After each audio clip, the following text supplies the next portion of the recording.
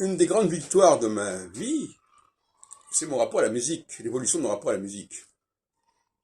J'aurais pu rester indéfiniment dans la situation du mélomane euh, qui était celle de mon adolescence, qui collectionnait les disques des grands classiques de la musique occidentale, qui jouait parfois au chef d'orchestre, etc. Et j'ai été poussé par un instinct euh, qui consistait à dire mais il n'y a pas de raison que je ne puisse pas moi-même composer. Et d'ailleurs, dans une dissertation philosophique de classe de philo, j'avais dit que la culture devait conduire à la création.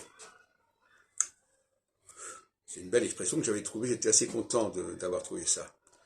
Je me souviens j'étais en train d'écrire, et puis je me suis dit, mais je me suis posé la question, et puis l'idée m'est venue d'ailleurs, ah ben oui, c'est la création. Et d'ailleurs, j'avais beaucoup de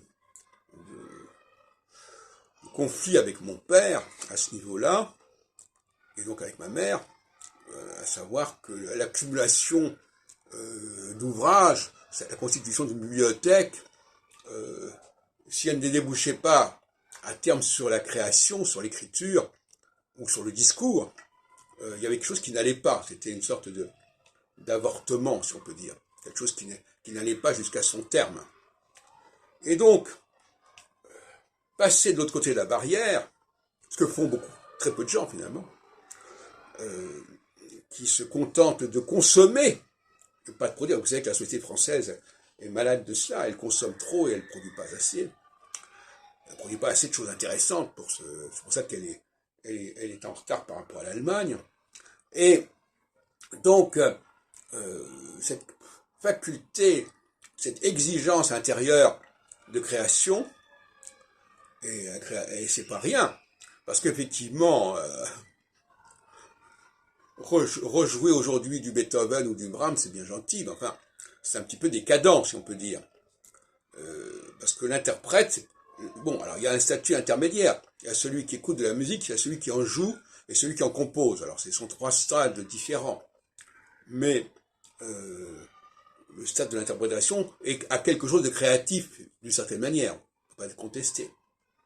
De même que le choix de sa discothèque et le moment où on veut écouter ceci ou cela a quelque chose de créatif. On peut trouver de la création à tous les niveaux. Mais cela dit, se dire que cette magie dont on est affecté, qui nous impacte de tel et tel concerto, de telle et telle sonate, est-ce qu'on est extérieur à cela? Est-ce qu'on peut se contenter de s'en délecter, de la consommer? Ou bien est-ce qu'on peut trouver en soi-même quelque chose de cet ordre-là? Alors, je dirais que ce qui m'a manqué, moi, dans mon enfance, c'est le piano. Il n'y avait pas de piano. Ma sœur aînée était assez douée pour le piano, mais le piano n'est pas resté quand il s'est marié. Enfin, je sais pas, elle l'a peut-être emporté. J'avais 10 ans à l'époque. Et donc, j'ai été privé de piano.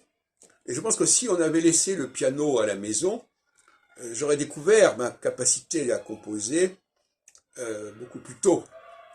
Et ce n'est que par la suite, quand j'ai acquis un piano, que ça a commencé à se faire. Et chaque fois que j'étais devant un piano, d'ailleurs, j'avais quelque chose de cet ordre-là qui se développait. Et pour conclure sur ce point, je dirais que d'une certaine manière, ce sont les mains qui jouent. Un compositeur, pour moi, c'est peut-être axé plus sur le piano, mais enfin pas forcément. Le guitare peut aussi être un jeu de mains. Un compositeur, il faut qu'il laisse ses mains s'exprimer. Pour moi, quand je suis devant un piano, je laisse mes mains s'exprimer. Voilà comment ça se passe.